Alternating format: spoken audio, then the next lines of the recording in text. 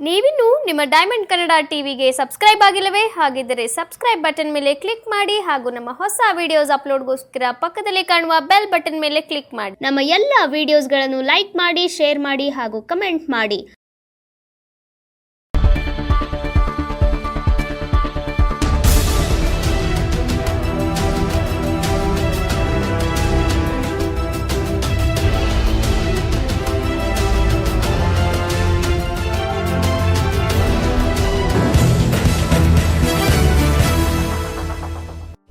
ನಮಸ್ಕಾರ ವೀಕ್ಷಕರೇ, ನೀವು ನೋಡ್ತಾ ಇದ್ರೆ ನಿಮ್ಮ ನೆಚ್ಚಿನ ವಾಹಿನಿಯಲ್ಲಿ ನಾನು ನಿಮ್ಮ ಪ್ರೀತಿಯ ಡಾಕ್ಟರ್ ಯೋಗೇಶ್ ಮಾತಾಡ್ತಾ ಇದ್ದೀನಿ. ಸುಪ್ರಿಯ ವೀಕ್ಷಕರೇ, ಈ ದಿವಸ ಒಂದು ವಿಶೇಷ ಕಾರ್ಯಕ್ರಮ. ಏನಪ್ಪಾ ಅಂತಂದ್ರೆ, ಪ್ರತಿಯೊಬ್ಬರಿಗೂ ಕೂಡ ಒಂದು ಆಸೆ, ಆಕಾಂಕ್ಷೆ, ನಿರೀಕ್ಷೆಗಳು ಇದ್ದೇ ಇರ್ತದೆ. ಹಾಗೆ ನಮ್ಮ ದೇಶದಲ್ಲಿ, ನಮ್ಮ ಕರ್ನಾಟಕ ರಾಜ್ಯದಲ್ಲಿ ಬೆಂಗಳೂರಿನ ಹಿರಿಯ ನಾಗರಿಕರಿಗೆ ಜನಾರ್ದನ್ ರವ್ರನ್ನ ಪರಿಚಯ ಮಾಡ್ಕೊಡ್ತೀನಿ. ಸೊ ಅವರು ನಮಗೆ ಅವ್ರ ಬಗ್ಗೆ ಮಾತಾಡ್ತಾ ಹೋದಾಗ, ಅವ್ರ ಬಗ್ಗೆ ನೋಡ್ತಾ ಹೋದಾಗ ಪೌರಾಣಿಕ ಹಿನ್ನೆಲೆಯಲ್ಲಿ ಉಲ್ಲೇಖಿತವಾಗಿರುವಂತಹ ಕಲ್ಕಿ ಎಂಬ ವ್ಯಕ್ತಿಯೇ ಇವರೇ ಎಂಬುದು ನಮಗೆ ದೃಢೀಕರಣವಾಗಿದೆ. ಯಾಕೆ ಅಂತಂದ್ರೆ ಅವ್ರು ಬಂದಿರ್ತಕ್ಕಂಥ ಜಾತಕ ಮತ್ತೆ ರಾಶಿ ಪ್ರತಿಯೊಂದೆಲ್ಲೂ ಕೂಡ ನಾವು ಚೆಕ್ ಮಾಡ್ತಾ ಹೋದಾಗ ಅದರ ಡೀಟೇಲ್ಸ್ ಎಲ್ಲ ನಿಮ್ಗೆ ತೋರಿಸ್ತಾ ಹೋಗ್ತೀವಿ. ಸೊ ಅವ್ರು ನಮ್ಮ ಜೊತೆಗೆ ಇದರ ವಿಶೇಷ ಕಾರ್ಯಕ್ರಮದಲ್ಲಿ ಅವ್ರನ್ನ ಮಾತಾಡ್ಸೋ ಕಾರ್ಯಕ್ರಮಕ್ಕೆ ಆತ್ಮೀಯ ಸ್ವಾಗತ ಸರ್. ನಮಸ್ಕಾರ ಸರ್, ಹೇಗನ್ಸದೆ ತಮ್ಗೆ ಕಲ್ಕಿ ತಾವು ಹೇಗನ್ಸುತ್ತೆ ಸರ್? ನಾನು ಆ ರೀತಿ ಏನು ಒಂದು ಇದು ಮಾಡ್ಕೊಂಡಿಲ್ಲ, ಏನು ಕಲ್ಪನೆ ಎಲ್ಲ ಮಾಡ್ಕೊಂಡಿಲ್ಲ. ಅದು ನಿಮಗೆ ಗೊತ್ತಿರೋ ಒಂದು ಮಾಹಿತಿಗಳು, ಗೂಗಲ್, ಇದರಿಂದ ನೀವೇನೋ ಒಂದು ಇದಕ್ಕೆ ಬಂದಿದ್ದೀರಾ ಸರ್. ನಿಮ್ಗೆ ಆಗ ಅನ್ಸಿತಾ ಚಿಕ್ಕ ವಯಸ್ಸಿಂದನೂ ಕೂಡ ನಿಮ್ಗೆ? ನನಗೆ ಸಾರ್ವಜನಿಕ ಒಂದು ಕ್ಷೇತ್ರದಲ್ಲಿ ಯಾವ್ದಾದ್ರು ಒಳ್ಳೇದು ಮಾಡ್ಬೇಕು ಅಂತ ನಾನು ಚಿಕ್ಕ ವಯಸ್ಸಿಂದಾನು ಆತ ಇಟ್ಕೊಂಡಿದ್ದೆ. ಇವಾಗ ಮೊದಲು ಧಾರ್ಮಿಕ ಒಂದು ಯಾವ್ದಾದ್ರು ಒಂದು ಮಾಡ್ಬೇಕು ಅಂತ ನನ್ನ ಸ್ವಂತ ಜಾಗದಲ್ಲೇ ರಾಮಾನುಜರ ಪ್ರತಿಮೆ ಮಾಡ್ಬೇಕು ಅಂತಿದ್ದೀನಿ.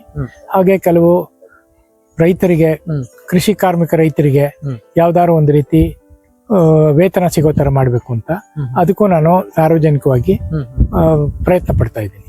ಸರ್, ನೀವು ಒಂದು ಧಾರ್ಮಿಕ ಕೈಂಕರ್ಯಗಳ ಹೆಜ್ಜೆ ಇಟ್ಟಾಗ ಹೇಗನ್ಸದು? ನಿಮ್ಮ ಫ್ಯಾಮಿಲಿ ಎಲ್ಲ ಸಪೋರ್ಟ್ ಹೇಳ್ತಾ ಇದ್ದಾರೆ? ಅವ್ರು ಯಾರು ನಮ್ಗೆ ಇವಾಗ ನಮ್ಮ ತಂದೆ ತಾಯಿ ಎಲ್ಲ ಇಲ್ಲ.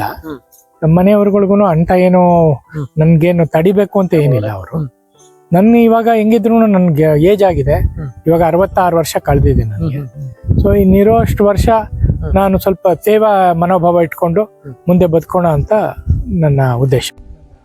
ಅಂದ್ರೆ ನಿಮ್ಮ ಈ ಜೀವಿತಾವಧಿ ಎಲ್ಲ ಇನ್ ಮುಂದಕ್ಕೆ ಧಾರ್ಮಿಕ ಪೂಜಾ ಕೈಂಕರ್ಯಗಳ ಜೊತೆನೆಲ್ಲ ಜೊತೆಗೆ ಸೇವೆನೂ ಮಾಡಬೇಕು. ಬರೀ ಧಾರ್ಮಿಕ ಕಾರ್ಯಗಳಿಂದ ಯಾವ ಪ್ರಯೋಜನ?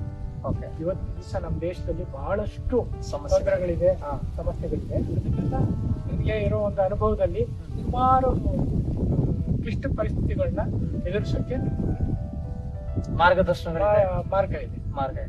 ಸರ್, ಈಗ ನೀವು ಈ ಕಲ್ಕಿ ಎಂಬ ವ್ಯಕ್ತಿ ಅಂತ ಗೊತ್ತಾದ್ಮೇಲೆ, ದೃಢ ಆದ್ಮೇಲೆ, ನಮಗೆ ಹಲವಾರು ಪಾಸಿಟಿವ್ ವೈಬ್ಗಳೆಲ್ಲ ನಾವು ನೋಡಿದ್ದೀವಿ. ಮುಂದೆ ಬಂದಾಗ ಆಗಲ್ಲ ಅನ್ನೋ ಕೆಲಸ ಕಾರ್ಯಗಳೆಲ್ಲ ಆಗಿದೆ.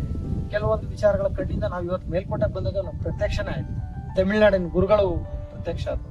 ನಾವು ಸ್ಟಾರ್ಟಿಂಗು ದೇವ್ರ ದರ್ಶನಕ್ಕೆ ಹೋಗ್ಬೇಕಾದ್ರೆ ಉತ್ಸವ ಮೂರ್ತಿ ಬಂತು. ದೇವ್ರ ದರ್ಶನ ಮುಗಿಸ್ಕೊಂಡು ಮುಗ್ದೋದ್ಮೇಲೆ ಮತ್ತೆ ಉತ್ಸವ ಮೂರ್ತಿ ದೇವ್ರನ್ನೆಲ್ಲ ಎಲ್ಲ ಪ್ರದಕ್ಷಿಣೆ ಹಾಕ್ಸ್ಕೊಂಡು ಮತ್ತೆ ವಾಪಸ್ ಬಂತು. ಅದನ್ನೆಲ್ಲ ನೋಡಿದಾಗ ನಮ್ಗೆ ಎಲ್ಲೋ ಒಂದ್ ಕಡೆ ಪಾಸಿಟಿವ್ ವೈಬ್ಗಳು ಕಾಣ್ತಾ ಹೋಗ್ತಾ ಇದೆ.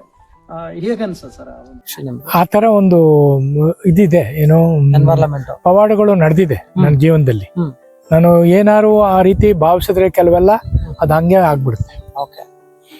ಆದ್ರೆ ನನ್ನ ಸ್ವಂತ ಸ್ವಾರ್ಥಕ್ಕೋಸ್ಕರ ನಾನೇನು ಯಾವ್ದನ್ನು ಯೋಚನೆ ಮಾಡಲ್ಲ. ಈಗ ನೀವು ರಾಮಾನುಜಾಚಾರ್ಯ ಪ್ರತಿಮೆ ಮಾಡ್ಬೇಕಂತ ಹೇಗೆ ಅನಿಸ್ತದೆ? ಅದೇ ಹೇಳೋದು, ಒಂದು 3 ವರ್ಷಕ್ಕಿಂದೇನೆ ನನಗೆ ಅದ್ಯಾವ ಒಂದು ಜಾಗಕ್ಕೂ ಹೋಗಿಲ್ಲ, ದೇವಸ್ಥಾನದಲ್ಲೂ ಇರ್ಲಿಲ್ಲ. ನಾನು ಕಾರ್ ಡ್ರೈವ್ ಮಾಡ್ತಾ ಇದ್ದವನು ಸಡನ್ ಆಗಿ ಸೈಡಿಗೆ ತಗೊಂಡು ಒಂದು ಈ ತರ ಸದ್ಯೋಚನೆ ಬಂತು. ತಕ್ಷಣದಿಂದಾನೇ ಕೆಲಸ ಶುರು ಮಾಡಿದೆ.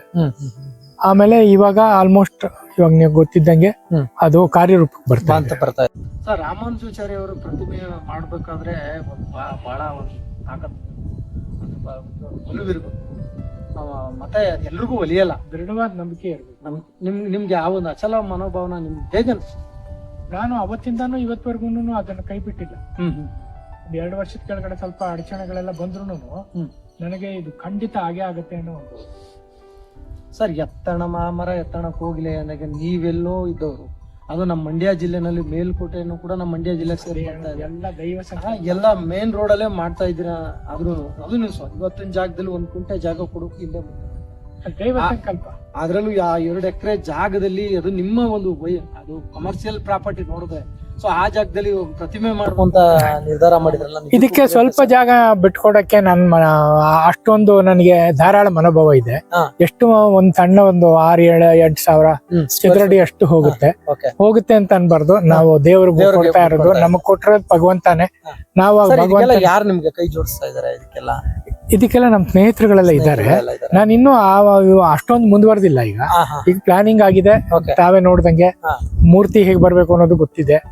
ಅದೆಲ್ಲ ಆಯ್ತು. ಇವಾಗ ಮೊನ್ನೆ ಶ್ರೀರಂಗಮ್ಗೆ ಹೋಗಿ ಅಲ್ಲೂ ಕೂಡ ರಾಮಾನುಜರ ದರ್ಶನ ಎಲ್ಲ ಮಾಡ್ಕೊಂಡು ಬಂದಿದ್ದೀನಿ. ಈಗ ಆಲ್ಮೋಸ್ಟ್ ಎಲ್ಲಾನು ಕಾರ್ಯಗತ ಆಗೋ ತರ ಇದೆ. ನಿಮ್ಮ ಒಂದು ವಯಸ್ಸಿನಲ್ಲಿ, ಚಿಕ್ಕ ವಯಸ್ಸಿನಲ್ಲಿ ಮತ್ತೆ ಬಾಲ್ಯ ವಯಸ್ಸಿನಲ್ಲಿ, ಈಗ ಮಧ್ಯ ವಯಸ್ಸಿನಲ್ಲಿ ಮತ್ತೆ ವಯೋವೃದ್ಧ, ಹಿರಿಯ ನಾಗರಿಕ, ಸೊ ಈ 3 ಘಟನೆಯಲ್ಲಿ ಯಾವ್ದಾರ ನಿಮ್ಗೊಂದು ಇನ್ಸಿಡೆಂಟ್ ಇದ್ದೇ ಇರ್ತದೆ. ಏನಾದ್ರು ಒಂದು ಪಾಸಿಟಿವ್ ವೈಬಲ್ಲಿ ಲೈಫಲ್ಲಿ ಏನಾದ್ರು ಒಂದು ಇದಿರ್ತದೆ. ಆ ಇನ್ಸಿಡೆಂಟ್ ಯಾವ್ದಾರು ಒಂದು ಹಂಚ್ಕೊಳ್ಬೋದು. ಇನ್ಸಿಡೆಂಟ್ ಅಂದ್ರೆ ಏನು, ಒಂದು ಪವಾಡಗಳ ತರ ಅಂದ್ರೆ ಒಂದು ದೊಡ್ಡದೇ ನಡೆದಿದೆ. ಅದು ಹೇಳ್ತೀನಿ. ನನಗೆ ಈ 2024 ಎಲೆಕ್ಷನ್, ಸೆಂಟ್ರಲ್ ಎಲೆಕ್ಷನ್ ಬಂತಲ್ಲ, ಕೇಂದ್ರ ಸರ್ಕಾರ, ಅವತ್ತಿನ ದಿವಸ ಬಹಳ ಎಲ್ಲರಿಗೂ ಒಂದು ಭೀತಿ ಇತ್ತು. ಏನಾಗ್ಬಿಡುತ್ತೋ ಏನೋ, ಎಲ್ಲ ಅರ್ಧಂಬರ್ಧ ಆಗೋದ್ರೆ ಯಾರೂ ಇರಲ್ವಲ್ಲ. ಅಂತ ಟೈಮಲ್ಲಿ 2-3 ತಿಂಗಳು ನಾನು ಪೂರ್ಣವಾಗಿ ದೇವರನ್ನ ಪ್ರಾರ್ಥನೆ ಮಾಡ್ತಾ ಇದ್ದೆ. ಭಾರತಕ್ಕೆ ಒಂದು ಬಲಿಷ್ಠವಾದ, ಸಮರ್ಥವಾದ ನಾಯಕತ್ವ ಇರ್ಬೇಕು. ಯಾರಾದ್ರೂ ಆಗಿರ್ಲಿ, ಅದು ನಾವೇನ್ ಹೆಸರು ಮೇಲೆ ಹೋಗೋ ಮನುಷ್ಯ ಅಲ್ಲ.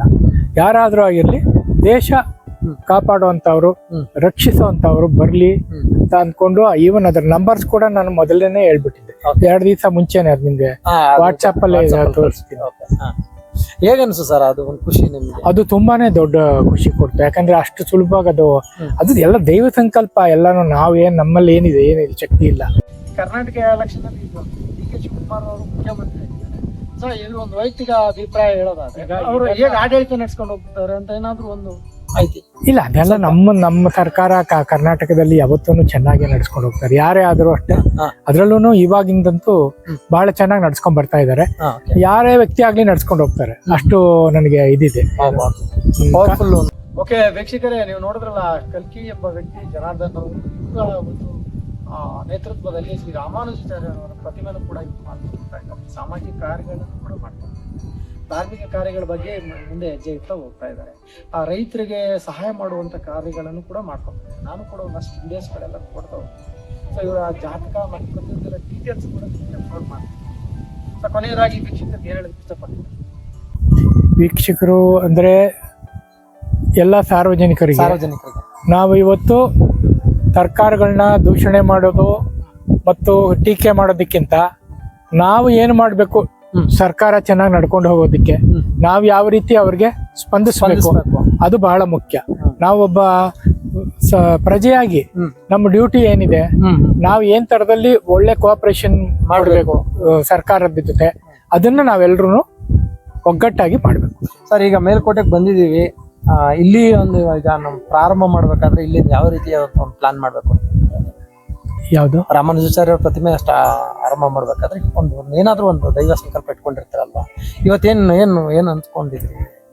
ಇವಾಗ ಅಂದ್ರೆ ನಾವು ಪ್ರತಿಯೊಂದು ಕ್ಷಣ ಯಾವ್ದನ್ನು ಯೋಚನೆ ಮಾಡಕ್ ಆಗಲ್ಲ.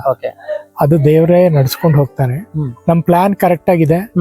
ನಮ್ಮ ಒಂದು ಉದ್ದೇಶದ ಪ್ರಕಾರ ಆ ಟೈಮಿಗೆ ನಾವು ಕೆಲಸ ಮಾಡ್ಕೊಂಡು ಹೋಗ್ಬೇಕಷ್ಟೆ. ಒಟ್ಟಾರೆ ತುಂಬಾ ಖುಷಿ ಆಯ್ತು ನಮ್ಮ ಕಾರ್ಯಕ್ರಮ ಭಾಗವಹಿಸೋದಕ್ಕಾಗಿ. ಸೊ ಇದಿಷ್ಟು ನಮ್ಮ ಬೆಂಗಳೂರಿನ ಹಿರಿಯ ನಾಗರಿಕರು ಹಾಗೂ ಕಲ್ಕಿ ಅವರ ರೂಪದಲ್ಲಿ ಬಂದಿರತಕ್ಕಂಥ ಶ್ರೀ ಜನಾರ್ದನ್ ರವರ ಮಾತುಕತೆಯನ್ನ ತಾವು ಕೂಡ ನೋಡಿದಿರ ಅಂತ ಭಾವಿಸ್ತಾ, ಮುಂದಿನ ಸಂಚಿಕೆಯೊಂದಿಗೆ ಮತ್ತೊಬ್ಬರು ಸಂದರ್ಶನದಲ್ಲಿ ನಮ್ಮನ್ನ ಭೇಟಿ ಆಗ್ತೀವಿ. ಅಲ್ಲಿವರೆಗೂ ನೋಡ್ತಾ ಇರಿ. ನಮಸ್ಕಾರ.